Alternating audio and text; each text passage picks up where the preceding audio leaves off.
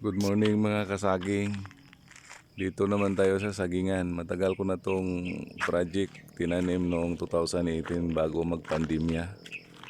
Kahit maliit, sa mga saba at latunda nito.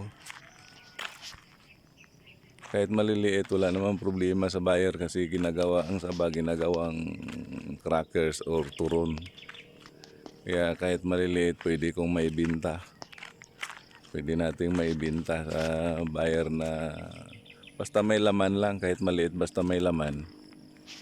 Pwede talaga. Kaya hindi tayo na problema sa buyer kahit medyo mura lang. Importante, mayroong bibili sa produkto natin. Yun, kaya lang ito, parang problemado na tong iba kasi malapit nang matay sa init.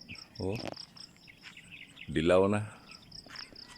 Kaya sana umulan, Lord, umulan naman ngayong Mayo para hindi mamata. Ulanin mo naman ngayong Mayo para hindi mamatay yung tanim natin.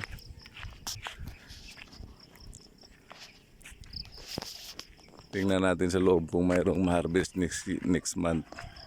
Kasi wala na oh. Ang daming parang hindi na parang wala na talagang tubig, tuyong-tuyo na. Ang lalaki ng bangag ng lupa. Yan. Yan oh. Ang lalaki na.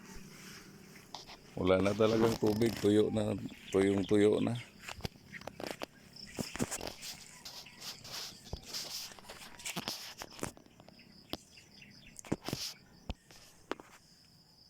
Kunti lang talaga ang bunga, saka maliliit. Oh. Hindi pa pwede. Ang daming puno pero wala pang ma-harvest dahil sa init. Hindi bumunga ng maayos. Yan. Sana umulan na ngayong Mayo para makainom naman ng tubig ng ating tanim. Yan o.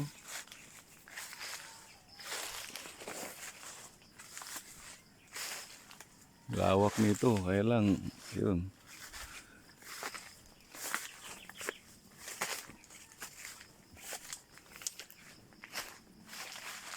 Yan guys, yung puso niyan.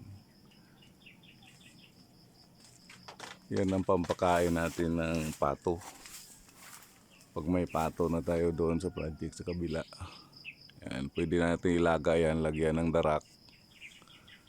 At pampakain ng ating alaga ang pato. Yan.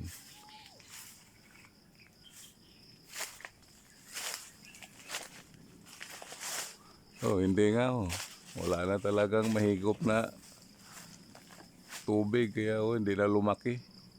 Wala, damis na yan.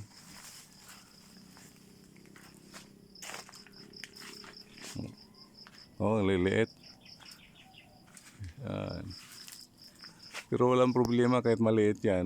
May buyer pa rin tayo dyan.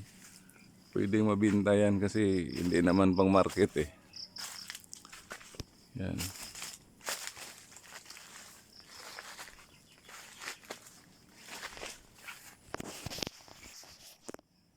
Yan o, pula na ang dahon. Wala talaga. Pero mabuhay pa rin yan pag umulan lang. Oh, bunga liliit. So, mabuhay pa rin yan. Pag umulan lang, tutubo na naman ng maayos na suhi. Lalaki na rin ang bunga. Kapag harvest tayo nito noon ng last harvest, 3 sako lang eh.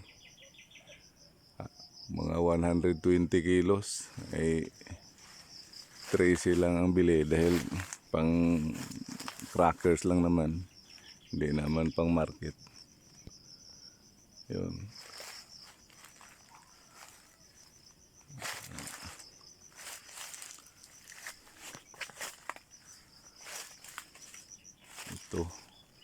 Kailangan lang dito sa probinsya, kay ano lang, maging masipag ka lang. Kaya pagdating ko dito, buti yung biyanan ko mayroong lupa. Tinaniman ko ng saging, nakaprodukto rin. Kahit papano.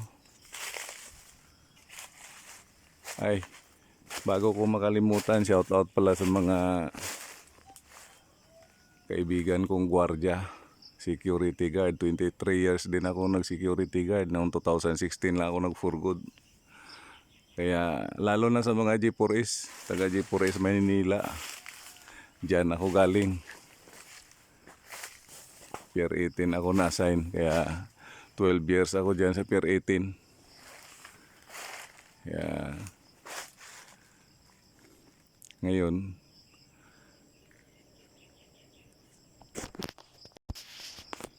grabe din ang challenge sa security guard. Kaya hirap din. At ito, panibagong challenge ng buhay ko naman ito. Kaya pag igihan na lang natin kung anong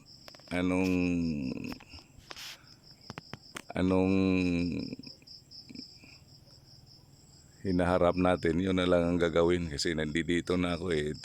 Tuluyan ko na tong pagbutihin. Okay, shout out ulit.